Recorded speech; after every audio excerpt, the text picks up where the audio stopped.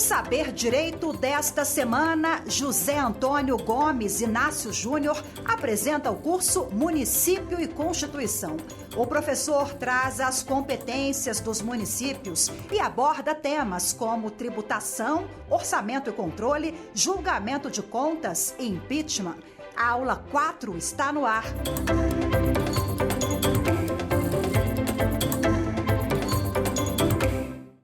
Olá, seja muito bem-vindo à TV Justiça, ao nosso programa Saber Direito. Meu nome é José Antônio Gomes Ignácio Júnior, professor Ignácio Júnior, sou advogado há 35 anos, professor há 25, sou mestre em Teoria do Direito do Estado, doutorando na Universidade de Salamanca, na Espanha, em Direito do Estado. Em nossa vida acadêmica, em nossa vida profissional, sempre atuamos dentro do direito público, especificamente do direito administrativo, direito constitucional, direito tributário e direito eleitoral. Então a nossa maior atuação, tanto no escritório quanto em sala de aula, sempre teve relação com o direito público. Então nós nos aventuramos aqui a fazer um curso sobre direito municipal, ou seja, invocando o direito público, mas focado aí para o direito municipal, que sempre foi a nossa praia, sempre foi aí o nosso ponto de atuação em várias searas aí como profissionais. Para quem quiser eventualmente fazer contato conosco, alguma pergunta, algum questionamento a respeito da matéria que foi dada, das matérias que foram dadas e a de hoje, pode entrar em contato através do nosso e-mail, que é gomes@gomesignacio.adv.br. gomes@gomesignacio.adv.br. E a nossa página no Instagram, @gomesignacio.advocacia, @gomesignacio.advocacia. Por qualquer um dos dois canais, você pode fazer contato comigo, terei o maior prazer em esclarecer eventuais dúvidas das nossas aulas, sugestões, podem fazer contato que eu fico inteiramente à disposição de vocês. Como disse, o nosso curso é de Direito Municipal ou do município frente à Constituição Federal. Na nossa primeira aula, nós abordamos a questão histórica do município, desde a sua criação, lá na Roma Antiga, né? Depois no Império, na República Romana, depois no Império Romano, depois na Idade Média, especificamente com relação a Portugal, que trouxe para o Brasil, com a colonização, esse modelo de descentralização e de desconcentração de poder administrativo, ou seja, ele diluiu, né, houve uma diluição aí do poder administrativo para os municípios. E o Brasil encampou isso, nós observamos desde a primeira Constituição, da Constituição Imperial, depois das Constituições Republicanas, a presença do município. E agora, na última Constituição, que é a atual, de 88, nós temos aí um grande avanço no direito municipal, quando o município é colocado na condição de ente federado, ou seja, o município hoje integra a nossa federação. Mas nós esperamos, eu particularmente espero ainda que isso evolua mais, que o município consiga aí outras prerrogativas, em especial uma maior autonomia financeira, que hoje ainda o município depende muito do Estado e da União, financeiramente. Então eu penso que, quem sabe no futuro aí, essa autonomia deva ser ampliada. Então, na nossa primeira aula, nós fizemos esse apanhado sobre o município, sobre as constituições. Na segunda aula, nós trabalhamos os 3 impostos de competência municipal, o ITBI, o IPTU e o ISS-QN. 3 impostos muito importantes, todos têm relação com o nosso dia a dia, com a nossa atividade cotidiana. Analisamos as imunidades especificamente do ITBI. Para quem trabalha ou quer trabalhar com planejamento tributário, essas imunidades são muito interessantes. Falamos também da progressividade do IPTU, né? As 3 espécies de progressividade do IPTU que o tornam um tributo extra fiscal, ou seja, embora ele arrecade e também passa a ter uma função social, uma função além dos muros da arrecadação. E na nossa última aula, nós trabalhamos o orçamento público, falamos nas 3 leis orçamentárias, do PPA, da LDO e da LOA, né, da Lei Orçamentária Anual. Trabalhamos aí a forma com que elas são editadas, as previsões na Constituição Federal para sua criação, as regras, os limites de atuação e os impositivos constitucionais que devem ser aplicados na edificação dessas 3 leis tão importantes para o nosso dia a dia no município, que ainda nós observamos ainda que há muita dificuldade, principalmente do legislador e do administrador municipal, em compreender esses mecanismos previstos na Constituição Federal. E agora, hoje, né, na aula de hoje, nós vamos trabalhar aí a questão do julgamento dessas contas, ou melhor, do julgamento da execução orçamentária. Como que ocorre o julgamento? Quem é o órgão competente para efetuar o julgamento das contas municipais, tanto do prefeito, principalmente, né, mas também dos demais administradores, do presidente da Câmara, do presidente de uma autarquia, do presidente de uma fundação pública municipal, e também, para não dizer, daquele terceiro setor, que também recebe recursos públicos e também tem que prestar contas. O presidente de uma creche, o presidente de um asilo, que eventualmente recebam recursos públicos, eles têm a obrigação de prestar contas. Então, tudo isso nós analisaremos na aula de hoje. Então, vamos iniciar o nosso trabalho falando justamente da execução orçamentária e do seu controle. Muito bem, então entrando efetivamente na nossa 4ª aula, falando com relação à prestação de contas ou à análise das contas referente à execução orçamentária das 3 leis, PPA, LOA e LDO. O processo de julgamento de contas, ele passa a ter 3 dimensões, ou seja, ele é analisado sobre 3 ângulos. Primeira dimensão é a dimensão política, é aquela dimensão que é analisada pela Câmara Municipal no caso do julgamento das contas do prefeito. É uma dimensão política porque é um julgamento político, é um julgamento político-administrativo. Nós não podemos querer que o vereador tenha a mesma isenção de um juiz, um magistrado concursado. O vereador não vai ter essa isenção. Embora ele deva atuar de forma com lisura, da forma mais justa possível, não há de se esperar a mesma independência ou a mesma isenção que tem um magistrado concursado. Então essa é a dimensão política. A segunda dimensão é a dimensão sancionatória, e é essa exercida pelo Tribunal de Contas. Ele pode aplicar, eventualmente, multas, proibição de contratação com o poder público. O Tribunal de Contas tem várias prerrogativas, e ele pode impor ao administrador várias sanções pelo descumprimento do regramento constitucional e principalmente das leis orçamentárias. Normalmente nós observamos as multas, e as multas podem ser muito salgadas. E a terceira dimensão da análise do julgamento das contas se refere com a dimensão indenizatória, essa também efetuada pelo Tribunal de Contas. Quando o tribunal, na análise do parecer prévio no tocante às contas do chefe do Poder Executivo ou das contas de gestão dos demais administradores públicos, ele identifica que teve algum prejuízo ao erário, algum dano, ele pode determinar o ressarcimento. Isso acontece dioturnamente.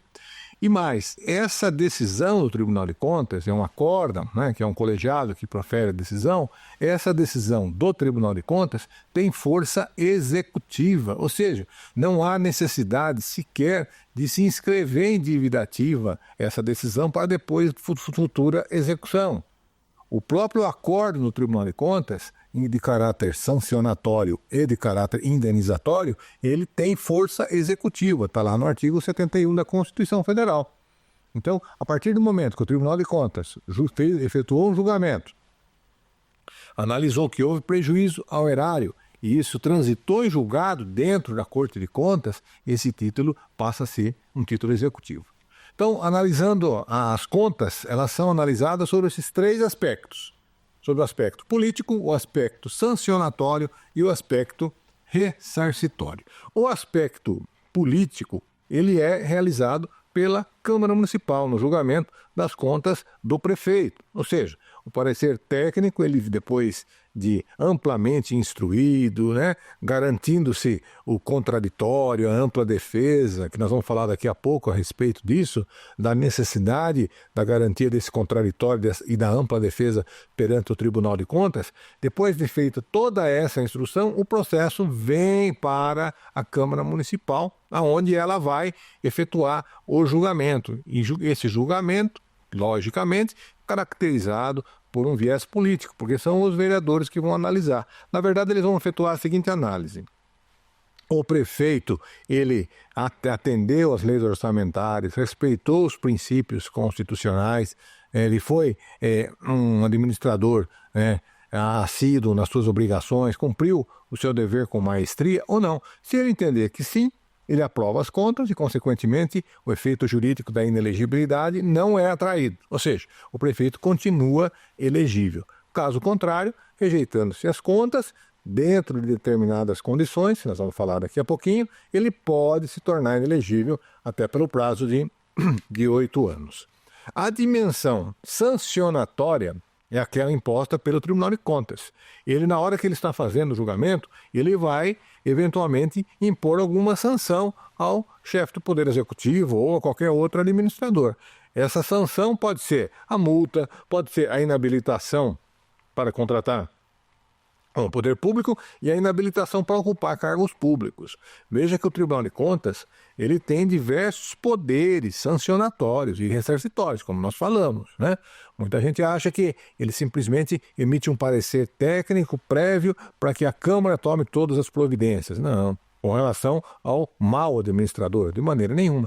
Ele tem várias prerrogativas e ele exerce muito bem essas prerrogativas. Tanto o Tribunal de Contas da União, que analisa as contas do governo federal, quanto os tribunais de contas estaduais, que analisam as contas tanto do governador quanto dos prefeitos, naqueles municípios que não têm, né? Acho que 2 ou 3 municípios do Brasil ainda tem Tribunal de Contas específico dele, mas são poucos. Uma grande maioria não tem, e é o Tribunal de Contas do Estado que faz essa análise. A terceira dimensão, que é a indenizatória, como nós falamos, ela vai ser aplicada pelo Tribunal de Contas quando ele identifica dano ao erário, prejuízo ao erário. Normalmente isso acontece em licitação, nas licitações, ou eventualmente pelo descaso com o patrimônio público, com os bens públicos e assim por diante, né? O tribunal identificou que houve algum dano, algum prejuízo ao erário, esse acórdão pode e deve ser executado como título executivo para que ocorra o ressarcimento ao erário público. É importante que a gente deixe clara a diferença entre as duas espécies de prestação de contas, ou do regime jurídico de prestação de contas. Nós temos no Brasil hoje as chamadas contas de governo e as contas de gestão. As contas de governo são as chamadas contas de resultado. É aquele resultado do dia 1º de janeiro ao dia 31/12. Ou seja, como que foi a administração daquele prefeito. Ele agiu dentro da legalidade, dentro da moralidade, dentro da economicidade, né?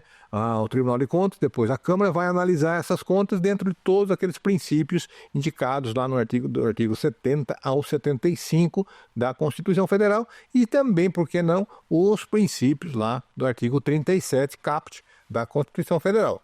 Ou seja, é importante que o administrador zele por todos esses princípios constitucionais. Então, as contas de governo são as contas que ele vai prestar referente a um exercício, ou seja, dia 1º de janeiro ao dia 31/12. Durante todo esse período, ele vai trabalhar com 3 leis. Desculpe, a Lei Orçamentária Anual, o Plano Plurianual e a LDO, que é a Lei de Diretrizes, né? Então, LDO, PPA e LOA. E essas 3 leis, elas vão trabalhar conjuntamente, como nós já vimos na aula passada, e aí a execução dessas leis durante todo o exercício vai ser analisada nas contas de governo. Uma coisa muito importante, as contas de governo só são prestadas pelo chefe do Poder Executivo. Então é pelo prefeito, pelo governador e pelo presidente da República. Só esses 3 prestam as contas chamadas contas de governo. Já as contas de gestão, elas estão lá no inciso 2 do artigo 71 da Constituição Federal. E elas se referem aos demais administradores públicos, que não sejam chefes do Poder Executivo. Então, por exemplo, o presidente da Câmara, ou presidente de uma autarquia, de uma fundação, né? Ou, eventualmente, o terceiro setor, ou presidente de uma creche que recebe recursos públicos. Então, esses demais administradores vão prestar contas de gestão, não é a conta de governo, de gestão, porque eles não exercem governo, eles exercem gestão de um recurso público. Foi repassado a eles um determinado recurso público, quer seja uma autarquia, quer seja uma ONG, recebeu o recurso público, vai ter que prestar contas. Essas contas de gestão, elas não passam pelo Poder Legislativo. Essas contas são de alçada constitucional, né, imposta pela Constituição, do Tribunal de Contas. É ele quem vai efetuar o julgamento, vai analisar sobre o tríplice aspecto, né, que nós já falamos, esse julgamento, e vai ver se as contas estão regulares, se houve a devida aplicação dos recursos públicos. O prefeito pode ter alguma conta de gestão também? Pode, claro. São as contas referentes a determinadas despesas, não são as contas do exercício, né? Essas contas do exercício são as contas de governo, mas determinada conta específica. Vamos admitir a seguinte situação. O Tribunal de Contas, na análise das contas de governo, identifica lá alguma licitação, né, que pode ter alguma coisa errada, que pode ter provocado dano ao erário. O que eles fazem? Eles retiram essa prestação de contas da licitação, montam um processo apartado que vai ficar pensado ao processo principal e efetuam um julgamento dessas contas ou dessa questão envolvendo a licitação. Contratação de servidores públicos, da mesma forma, é montado um processo apartado que fica penso ao processo principal, que são as contas de governo, e vai efetuar um julgamento dessas contas de gestão. Essas contas de gestão podem ter como consequência para ele, prefeito, a multa ou ressarcimento, mas não a inelegibilidade. Porque a inelegibilidade, ela só vai poder, ou só vai ocorrer com relação a ele, nas contas de governo. Caso as contas de governo sejam rejeitadas, aí sim ele pode eventualmente ficar ou se tornar inelegível. Mas nas contas de gestão, não.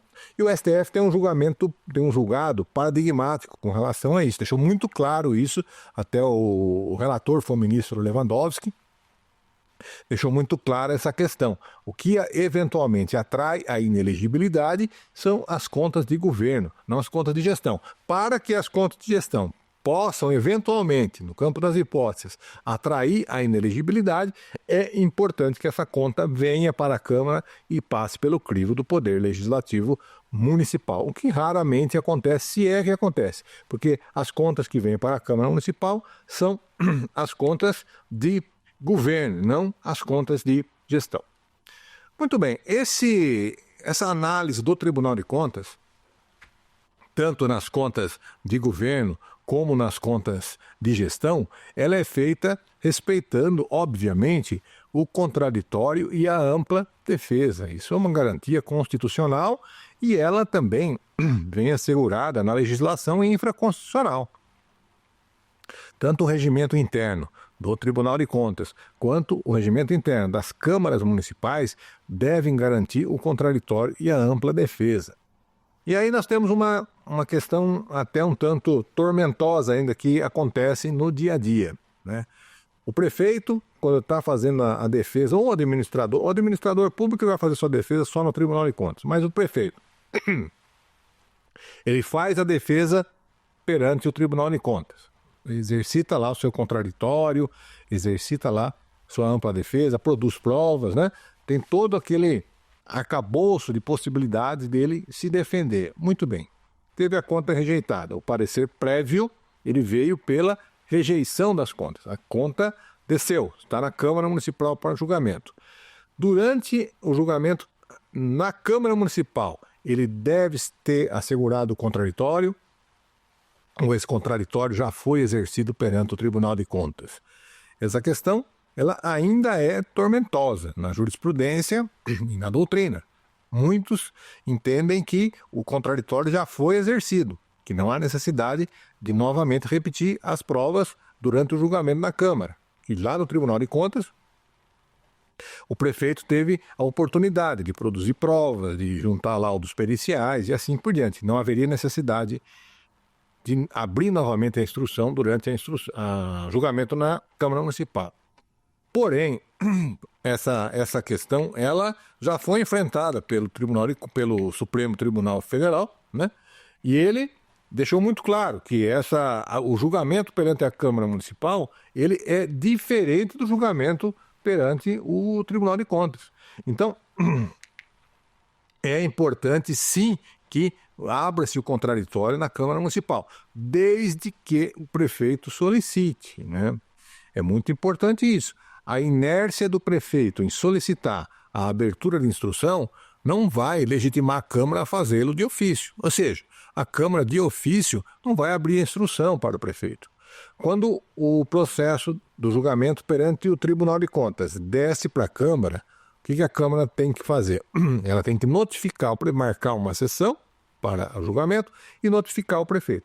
Quando ele notifica o prefeito, ou seja, ele toma ciência que as contas já estão lá à disposição, estão para serem julgadas, nesse momento é muito importante que o advogado que o esteja assistindo peça a produção de provas, caso necessário. Claro, ele pode solicitar a produção de perícia, pode solicitar até uma oitiva de testemunhas, pode ter algumas questões ali que levem eventualmente à rejeição, que são matérias fáticas, matérias que dependam muitas vezes de esclarecimento de um técnico, de um contador, sei lá, de algum perito. É importante que o prefeito exercite esse direito de defesa perante a Câmara também, que é a orientação do Supremo Tribunal Federal.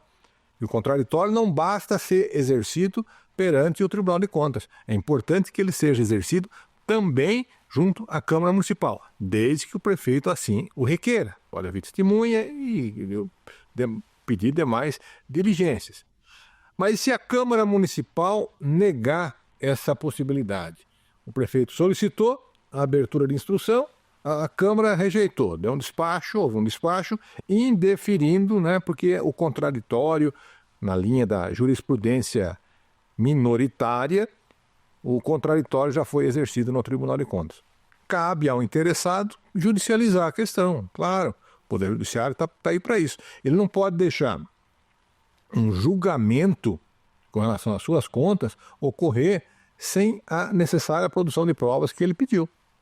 E aí ele pode se socorrer do Poder Judiciário, uma ação declaratória, um mandado de segurança. Aí ele tem várias ferramentas para isso, mas ele deve aí judicializar para quê? Para que o Poder Judiciário interfira na questão formal, é isso que nós vamos falar daqui a pouco, né? Que o Judiciário só pode analisar a questão da forma, da legalidade, para que o Judiciário interfira e garanta a ele a possibilidade de produção de provas. Muito bem, essa questão da instrução ou da abertura da fase instrutória na Câmara, como eu disse, o STF já deu uma palavra final aí a respeito disso, embora tenha ainda julgados em sentido contrário, né, é a posição do STF, quando o prefeito tiver essa situação, ele deve se socorrer dessa decisão para garantir o seu direito a produzir as provas que ele entender pertinente durante o julgamento na Câmara Municipal. Agora, falando do Poder Judiciário especificamente, ele pode intervir no julgamento? Ele pode, no aspecto formal. Como a prerrogativa constitucional de análise de mérito é da Câmara Municipal, o Poder Judiciário não pode se rogar nessa função. Então, o que o magistrado vai analisar? A forma.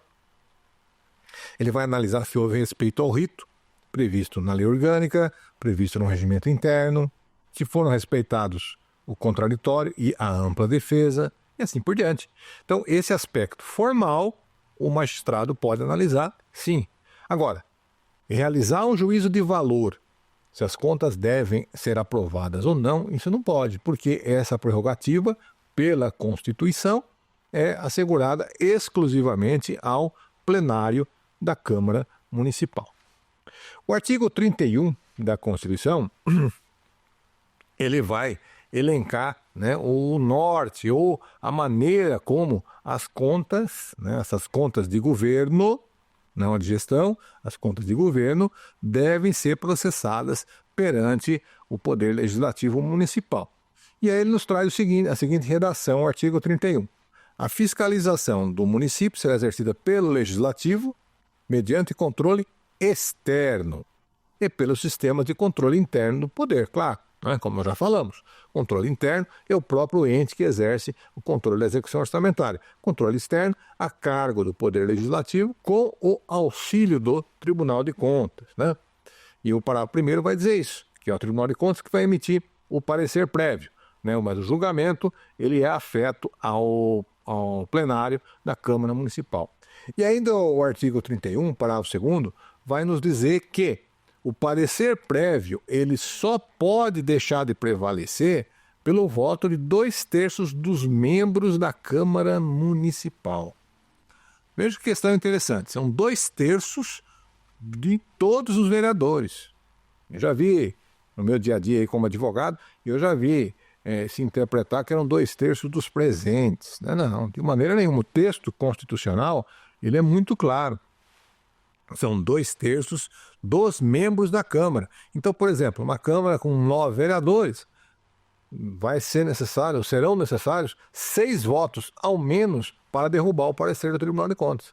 Se o parecer veio pela rejeição, se o voto contrário a ele não ultrapassar 2/3, ele será mantido, ou seja, as contas serão rejeitadas, como também o contrário. Então é muito importante, porque essa regra só existe no município. Nós não temos essa regra no julgamento das contas da União e nem do Estado. O próprio artigo 31 também já vedou, né, a criação dos novos, nós já falamos na aula passada, já vedou a criação de novos tribunais de contas, né, vedado expressamente. A Constituição proíbe que o município crie tribunal de contas. Nós temos acho que 2 no Brasil hoje, salvo engano, São Paulo e Rio de Janeiro, São Paulo com certeza, mas se não me engano o outro é no Rio de Janeiro, que ainda permanecem, foram criados sob a égide da Constituição anterior e permanecem até hoje, mas hoje não se pode criar mais. Os tribunais de contas do Estado, eles são competentes para analisar as contas dos prefeitos, tanto as contas de gestão quanto com relação às contas de governo, e isso com relação às verbas municipais e estaduais. Mas e se tiver uma verba federal? Eventualmente, houve um repasse para o município para a realização de uma obra. Repasse federal, do governo federal. Além das contas serem prestadas junto ao Tribunal de Contas do Estado, com relação às verbas municipais, com relação às verbas estaduais, caso o município tenha recebido verbas federais, ele também deverá prestar contas junto ao TCU, que é o Tribunal de Contas da União. E essas contas não serão contas de governo, serão contas de gestão. Porque é um valor que veio, um exemplo, ele recebeu um determinado valor para uma construção de uma determinada obra. Então esse valor aplicado se refere a uma conta de gestão. Ele vai prestar contas perante o TCU. Pode sofrer a sanção de multas, se tiver alguma ilicitude, e eventualmente, se houve prejuízo, ele pode ser condenado à devolução perante o Tribunal de Contas da União. Então, referente à verba federal, a situação já desloca, né? É o Tribunal de Contas que vai analisar as contas de gestão.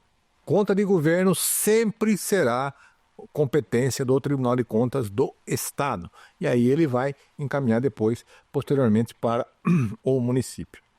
Muito bem. Quais seriam os efeitos, né, ou as consequências do julgamento das contas, né, caso aprovadas ou caso rejeitadas? Caso rejeitadas as contas do prefeito, ele pode se tornar inelegível. É esse o efeito, a inelegibilidade. Ou seja, ele fica impedido por um determinado tempo, 8 anos, de disputar outro cargo público. Contas aprovadas, ele continua elegível.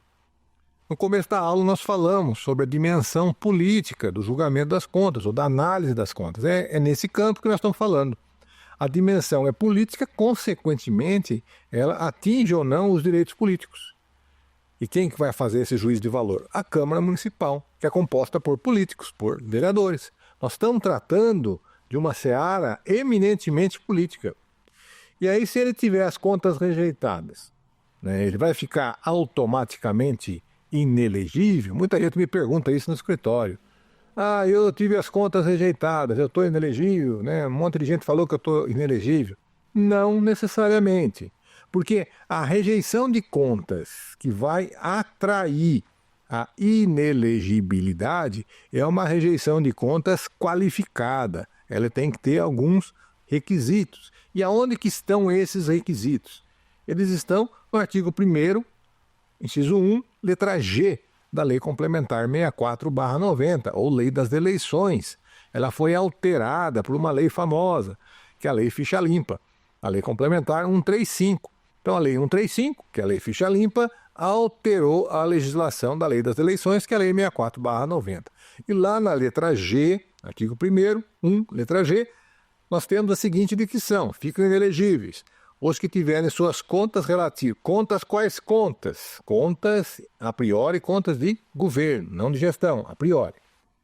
Os que tiverem suas contas relativas ao exercício de cargo, funções públicas rejeitadas. Vamos lá. Rejeitadas, aí vem a qualificadora, primeira qualificadora, por irregularidade insanável. Vamos lá. O acórdão da Câmara, ou a decisão da Câmara, que reconhecer a rejeição das contas, para tornar o cidadão inelegível, essa decisão tem que reconhecer que houve uma irregularidade insanável. Ou seja, não pode ser ajustada, consertada no mesmo ano, na mesma gestão. Mas só isso basta? Não. Aí o texto legal continua. Que configure ato doloso de improbidade administrativa. Então vamos lá. São dois requisitos ou duas qualificadoras na rejeição de contas que atraem a inelegibilidade. Primeiro, que a irregularidade seja insanável. Segundo, que configure ato doloso de improbidade administrativa. E como eu vou analisar se em determinado ato ele é ou não improbidade administrativa? Primeiro, eu tenho que me socorrer à lei que trata do assunto. Nós temos uma lei que trata dos atos de improbidade administrativa, que é a Lei 8.429/92, alterada recentemente. Inclusive sofreu grandes mudanças nessa última alteração. Muito bem, então eu vou lá na Lei 8.429 e vou analisar se o fato que eu estou analisando, a questão que eu estou analisando aqui, se ela configura alguma das três hipóteses. Por que três hipóteses? Porque são três espécies de ato de improbidade. Os artigos 9, 10 e 11 da Lei 8.429. O artigo 9 vai tratar dos atos de improbidade que acarretam enriquecimento ilícito. O artigo 10 vai tratar dos atos de improbidade que acarretam danos ao erário. E o artigo 11 vai tratar dos atos de improbidade que atentam contra os princípios da administração pública no âmbito mais amplo, no âmbito geral. Então, tenho três atos de improbidade, 9, 10 e 11. Tudo bem. Eu, vereador, eu tenho que olhar se o ato que eu entendo que tem irregularidade insanável, se ele configura uma das três hipóteses. Se configura o artigo 9, o artigo 10 e o artigo 11. Ótimo, configurou lá o artigo 10, né, que é o dano ao erário. Então, a irregularidade insanável aqui provocou dano ao erário. Ótimo. Aí tem que ver se esse ato de improbidade ele tem uma outra qualificadora, que é o dolo. Está aqui na letra da lei. Ato doloso. E o que é o ato doloso? É a vontade na prática do ato. O ato culposo é aquele que ocorre sem a intenção. Ele ocorre, mas ele é um ilícito, mas ele não é intencional. Já o ato doloso é aquele onde o agente ele quer o resultado, ele provoca o resultado. Então, o ato de improbidade aqui tem que ser aquele ato doloso. E aí nós temos uma discussão doutrinária. Esse dolo aqui exigido é o dolo específico ou é o dolo genérico? O dolo genérico é aquele quando ele assume o risco de, né? E o dolo específico quando realmente ele quer aquele resultado a todo custo e faz tudo para que ele aconteça.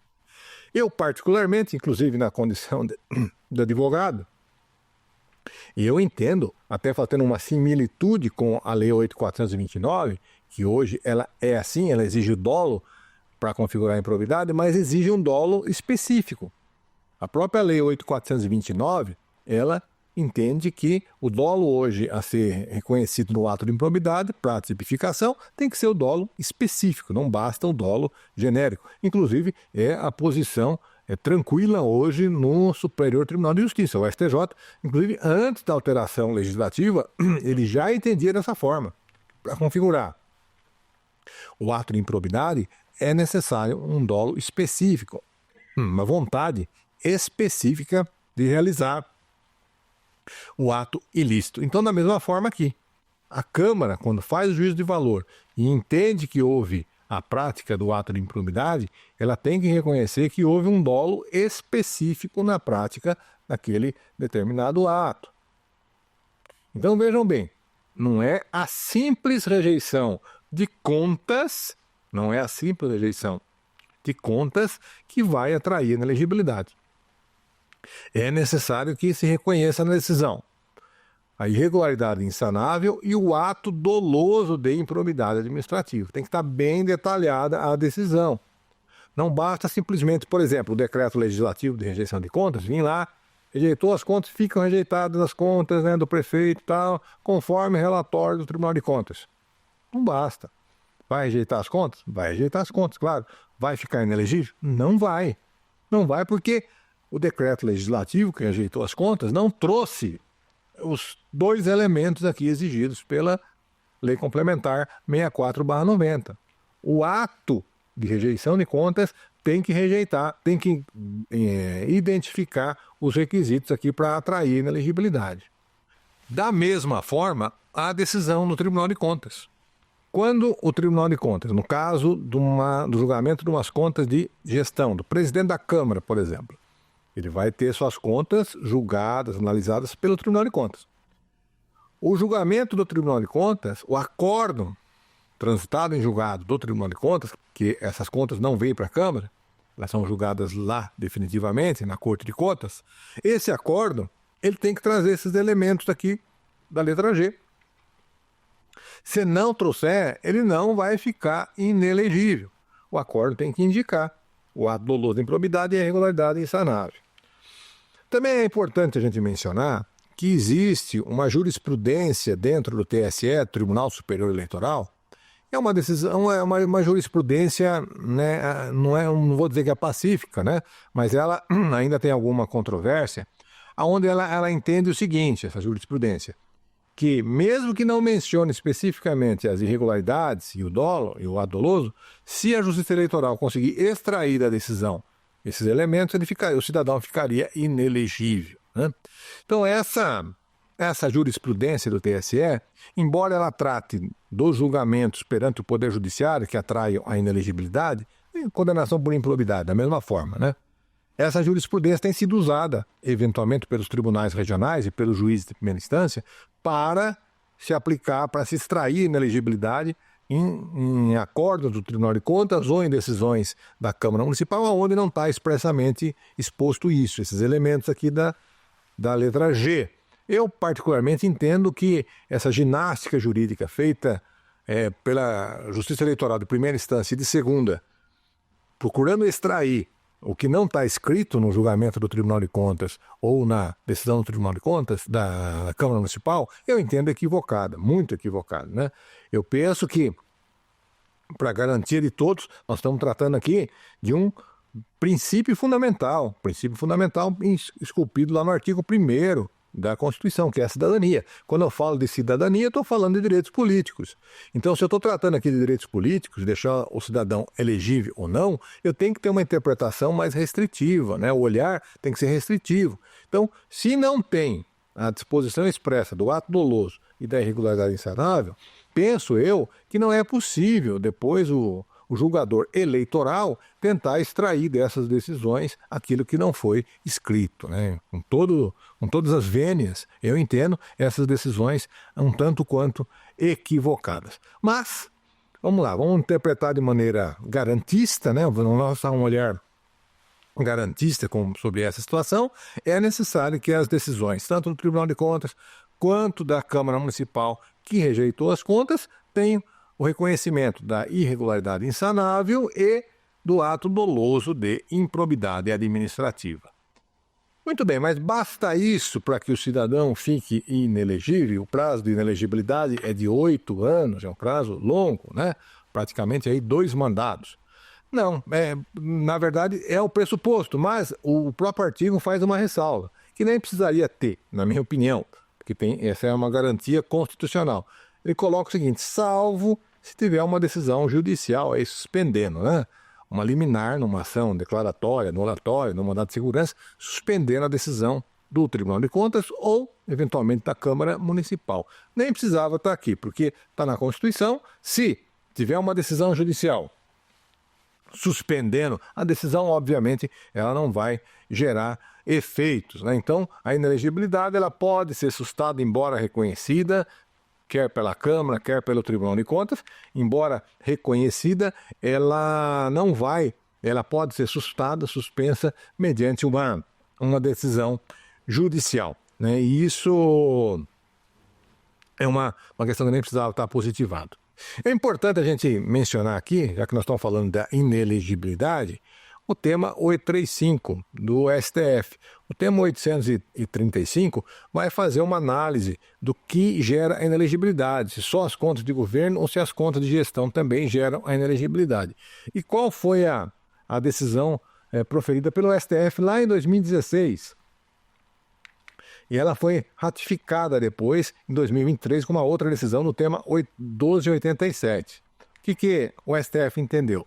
Que somente para atrair inelegibilidade, somente a priori as contas de governo, que são analisadas pela Câmara Municipal. As contas de gestão, eventualmente, podem atrair inelegibilidade, desde que elas passem pelo plenário da Câmara Municipal, que é uma coisa muito rara de acontecer, né? Se eu tenho um apartado num julgamento de contas, veio as contas de governo, né? É muito raro que esse apartado, o julgamento desse apartado feito pelo Tribunal de Contas, depois venha para a Câmara Municipal para analisar a eventual inelegibilidade, né? Se ele vai ou não ficar inelegível. Mas é uma questão que, na minha opinião, é rara de acontecer. Já aconteceu algumas vezes, né? Mas são situações extremamente pontuais. Nós temos algumas questões debatidas aí na nossa jurisprudência, situações anômalas, né? Muito anômalas, né? Então, nós temos, por exemplo, uma decisão do Supremo Tribunal Federal, aonde o parecer técnico do Tribunal de Contas, ele não foi enviado. Ou seja, o tribunal é um caso que aconteceu no Ceará, né? E o Tribunal de Contas não enviou, ficou 4 anos com o processo e não encaminhou para a Câmara Municipal efetuar o julgamento. E o STF entendeu que, nesse caso, a Câmara poderia julgar sem o parecer prévio, porque a competência final é dela, né? Então, o que a Câmara poderia fazer? Ela poderia pegar o relatório do auditor e colocar a apreciação nesse relatório, e assim foi feito, porque a competência final é da Câmara Municipal. Se por alguma razão o Tribunal de Contas não emitiu o julgamento prévio, não fez o julgamento prévio, essa omissão, entre aspas, da Corte de Contas não pode impedir a Câmara de efetuar o julgamento. Uma outra questão que frequentemente acontece é quando o Tribunal de Contas ele emite o seu julgamento, normalmente pela rejeição das contas, vem para a Câmara e o presidente da Câmara engaveta. Ele não coloca em votação esse parecer prévio aí do Tribunal de Contas, né? Muitas vezes o prefeito é amigo dele, ele não quer colocar em julgamento porque sabe que vai ser rejeitado. Não tem os 2/3 para derrubar o parecer do Tribunal de Contas, ele engaveta, né? O que acontece? Enquanto não houver julgamento, o cidadão continua elegível, né? Se ele não teve a conta rejeitada, ele não vai ficar inelegível e, consequentemente, por uma ilicitude, ele acaba ficando aí elegível. Cabe aos legitimados, aos interessados, acionar na Justiça esse presidente de Câmara, para que ele coloque em votação o parecer do Tribunal de Contas. Lógico que ele vai responder, né? Por improbidade, eventualmente ele vai responder por algum tipo de crime, sem dúvida nenhuma que ele vai responder, mas essa não é a questão é solucionar o problema, ter um parecer pela rejeição de contas que não foi julgado ainda. Então cabe aos interessados, aos legitimados, que busquem o Poder Judiciário para obrigar o presidente de Câmara a colocar em julgamento esse parecer. Nessas questões envolvendo julgamento na Câmara, acontecem coisas pitorescas, né? Nós já participamos de várias que dariam até um livro a respeito dessas situações tão assim esdrúxulas para dizer o mínimo, né? Mas sem entrar em detalhes, nós gostaríamos de deixar bem destacado que o Poder Judiciário ele pode ser acionado para a análise formal, né? Ele vai analisar as questões de forma, vai analisar se houve o contraditório e a ampla defesa. Mas o judiciário, ele pode ir até um pouquinho a mais. É possível que o prefeito, eventualmente, com a conta rejeitada, ele pode levar à discussão não a revaloração do mérito, isso é prerrogativa exclusiva da Câmara Municipal. Mas ele pode, o que o advogado do prefeito pode fazer? Ele pode alegar a eventual inexistência de justa causa para a rejeição. Toda decisão administrativa não é só da Câmara. Toda decisão administrativa ela tem que ter a fundamentação. A fundamentação é requisito de validade, ou seja, a fundamentação ela está ligada à decisão. É uma consequência da outra. A decisão é uma consequência da fundamentação. Então, se a Câmara veio falando de abacaxi, aí rejeita por banana, essa conta, essa decisão de rejeição de contas, ela é totalmente desprovida de justa causa. Falta a justa causa. Então, pode-se levar ao judiciário a ausência de justa causa para a decisão? Claro, nesse quadrante que nós estamos colocando, né? Se a fundamentação vem num determinado sentido, e aí a decisão é em outro, a decisão ela é contraditória e teratológica. Então, é possível que o judiciário analise, sim, faça uma análise exatamente se há nexo de causalidade. Agora, o que eu vou pedir no Poder Judiciário? O que eu vou analisar, pedir para o Judiciário analisar? Essa questão da falta de justa causa, a decretação da nulidade, mas não vou pedir para que o magistrado faça as vezes da Câmara, que ele emita um juízo de valor com relação às contas. Não, eu tenho que pedir para ele devolver para a Câmara proferir novo julgamento. Ok? É muito importante que a gente saiba pedir, né? Não adianta, muitas vezes eu tenho até o direito na mão, mas na hora de manusear, na hora de pedir, eu acabo escorregando e acabo deixando escorrer pelo vão dos dedos aí um direito que seria líquido e certo. Muito bem, vamos para o nosso quiz responder as nossas 3 questões.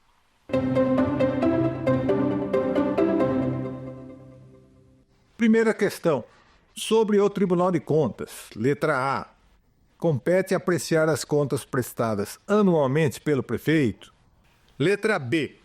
Não pode aplicar multas e sanções aos agentes públicos. Letra C. Aprecia para registro as nomeações para cargos em comissão. Letra D. Determina o afastamento dos prefeitos. Qual seria a questão correta? Muito bem, a questão correta é a letra A. Compete ao Tribunal de Contas apreciar as contas prestadas anualmente pelo prefeito. Veja bem, apreciar. Não é julgar, porque quem vai julgar as contas do prefeito? A Câmara Municipal. Ele aprecia essas contas para um parecer prévio. É isso que o Tribunal de Contas faz. Ele não vai julgar as contas de governo. A letra B está equivocada, porque não pode aplicar multas e sanções aos agentes políticos. Ele está equivocado, porque o artigo 71 da Constituição garante ao Tribunal de Contas a prerrogativa de aplicar multas, de determinar ressarcimentos, né, de proibir o cidadão de ocupar cargo público. O Tribunal de Contas tem uma série de poderes que são intrínsecos à sua atuação. Então a letra B está equivocada. A letra C. Aprecia para registro as nomeações para cargos em comissão. Não. O que ele aprecia para registro são os cargos efetivos. O concurso público, tanto que você que está aí nos assistindo, já prestou, vai prestar concurso público, acompanhe posteriormente a homologação do seu concurso pelo Tribunal de Contas.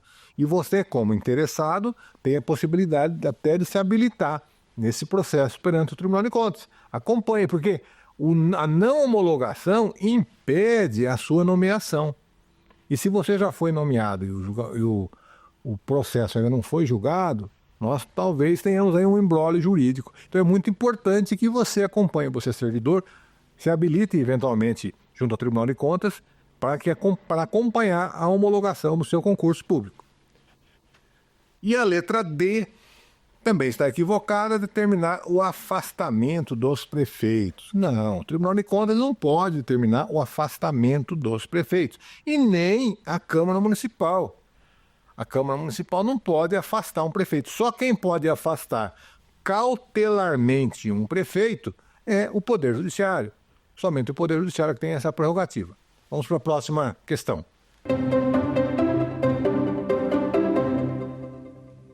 O julgamento das contas de governo é de competência, letra A, do Poder Judiciário, letra B, do Tribunal de Contas, letra C, do Ministério Público e letra D, da Câmara Municipal. Qual seria a questão correta? Exatamente a Câmara Municipal, a letra D de dado. Por que as outras estão erradas? O julgamento compete ao Poder Judiciário? Não. O Poder Judiciário ele vai eventualmente verificar se o julgamento ocorreu de maneira lícita, mas não é ele que faz o julgamento.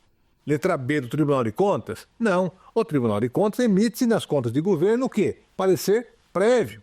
O parecer do Tribunal de Contas é uma opinião, é um parecer opinativo. O julgamento das contas de governo é prerrogativa da Câmara Municipal. E ao Ministério Público, não. O Ministério Público é o fiscal da lei, né? Ele é o custos legis. Então ele acompanha todo, inclusive dentro do Tribunal de Contas existe o MPC, que é o Ministério Público de Contas. Então eles acompanham lá na qualidade de fiscal da lei. A resposta correta é a letra D. Vamos para a próxima questão.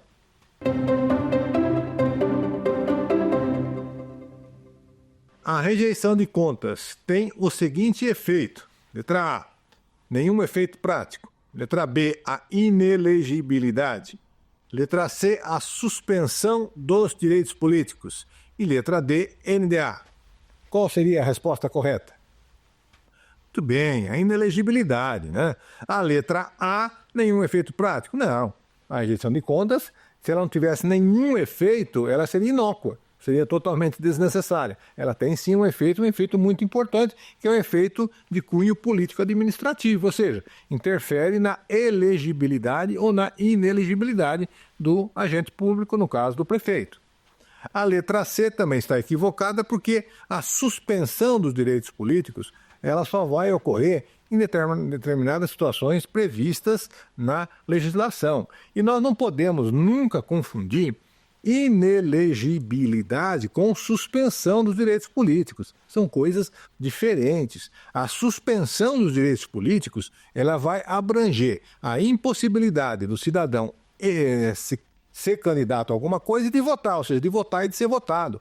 Já a inelegibilidade ela só vai atingir a prerrogativa do cidadão de ser votado. Então, inelegibilidade é um dos elementos da suspensão, mas ele não é a suspensão. Eu não posso colocar as duas coisas como sinônimos. Também não existe, eu escuto isso até com muita frequência, a perda dos direitos políticos, né? O cidadão tem os direitos políticos cassados, né? E assim por diante. Só o naturalizado que vai acontecer isso eventualmente com ele. O brasileiro nato ele vai ter no máximo a suspensão dos seus direitos políticos. Muito bem, terminadas nossas 3 questões, finalizando a nossa aula hoje a respeito do julgamento das contas do prefeito. Espero que vocês tenham gostado do nosso bate-papo, não é uma palestra, eu acho que a aula tem que ser um bate-papo e é essa a nossa proposta. Eu agradeço imensamente a sua presença aqui e até a próxima aula, quando falaremos a respeito do processo de julgamento, de cassação dos prefeitos e dos vereadores. Até a próxima, obrigado. Quer dar alguma sugestão de tema para os cursos do Saber Direito? Então mande um e-mail pra gente, saberdireito@stf.jus.br. Você também pode estudar pela internet. Acesse o nosso site radioetvjustiça.jus.br ou pode rever as aulas no canal do YouTube, @Rádio e TV Justiça.